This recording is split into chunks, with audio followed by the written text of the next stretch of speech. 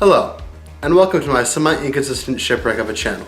Today I will be analyzing and reviewing an album which is on its way to becoming one of my favorites, Bites by Skinny Puppy. Skinny Puppy, at the time, consisted of vocalist Kevin Ogilvie, better known as backkkk. Backkkk is just Kevin spelled backwards, and programmer Kevin William Crompton, better known as 7kk, stylized as such.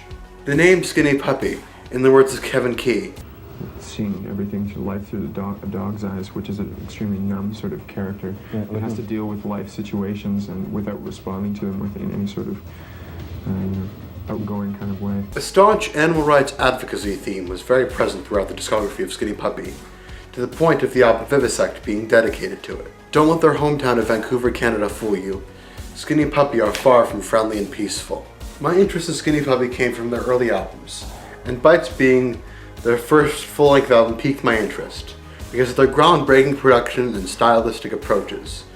The drums are pushed heavy in the mix, a mix of beefed up TR-808 and 909 drum machines, which with the exception of the 909 hi-hats are fully analog.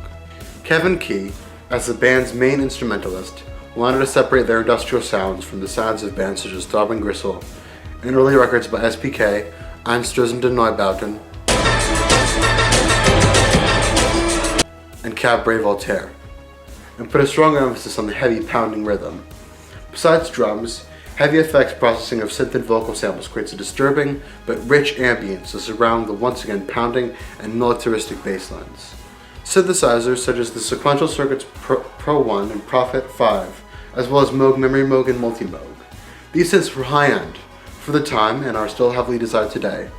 As a result of this, the sound of Skinny Puppy on Bites is distorted and demented, but also incredibly clear and crisp. While definitely an acquired taste, despite being 37 years old, it doesn't feel as dated as I find some music from this time period to sound. I'll be using the standard LP version, as CD and streaming versions contain more tracks. Bites opens with Skinny Puppy's biggest song, Assimilate, the instrumental of which sounds like an eerie sea shanty from the future. Ogre is almost chanting the lyrics on the song, which like many of their songs, the lyrics read like abstract poetry, which is much deeper than it seems.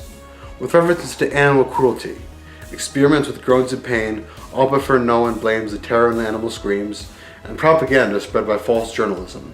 Spread the word to the populace, yellow journal, and the false hope of religion in the face of serious problems. In the trench of pestilence, the Bible screams, renounce your faith. I still have a funny memory of singing this song for karaoke in school, and getting cut off 2 minutes in. Too edgy, I guess? And no, I don't have a video. Also, this was my most streamed song on Spotify this year, before I purchased this LP from no other than Walmart.com. I'm sure Skinny Puppy would be very proud that I purchased their album from Walmart.com.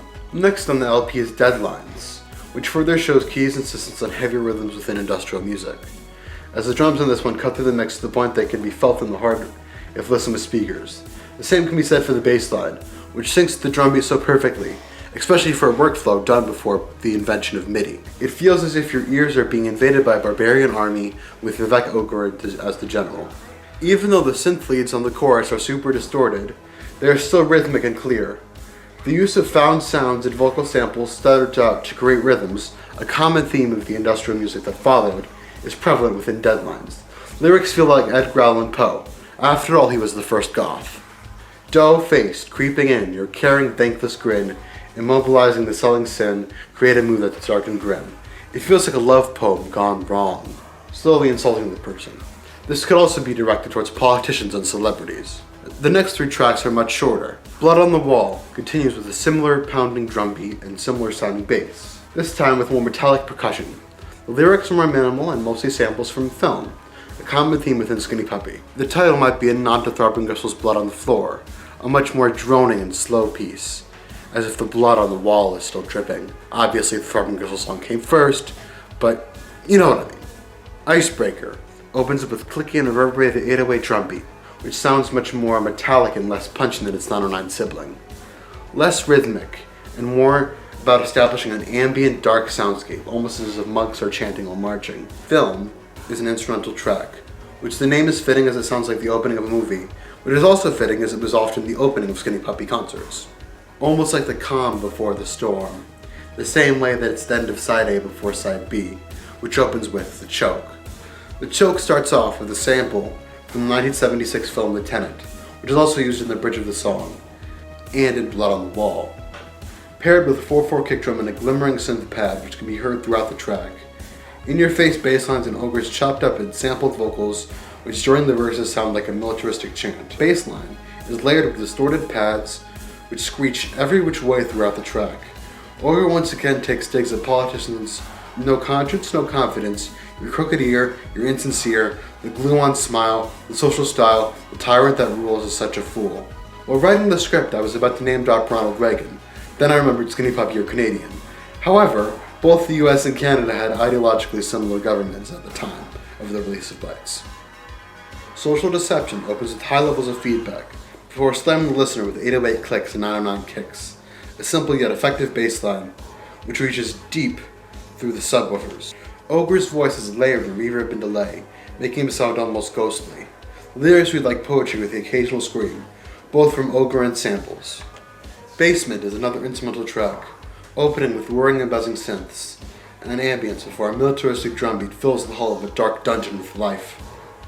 Less of focus on the bass line and more on the ambience, metallic clanking, and deep drony synth textures, as yet more film sample to swarm the listener. And appropriately, the last track of the LP is called Last Call. It's the perfect song of the night for last song of the night at Goth Night. The song wastes no time within intros, arpeggios blend with a variety of warbled synth tones. The bass line sounds slightly upbeat, but still made dark by the punchy drums and groaning vocals. Ogre's rhyme scheme and storytelling abilities complement the beat and bass line perfectly, as chopped up samples surround his voice. For those who made it this far, what do you think? I hope to do these videos somewhat regularly, as I realize my ability to describe music lacks sometimes.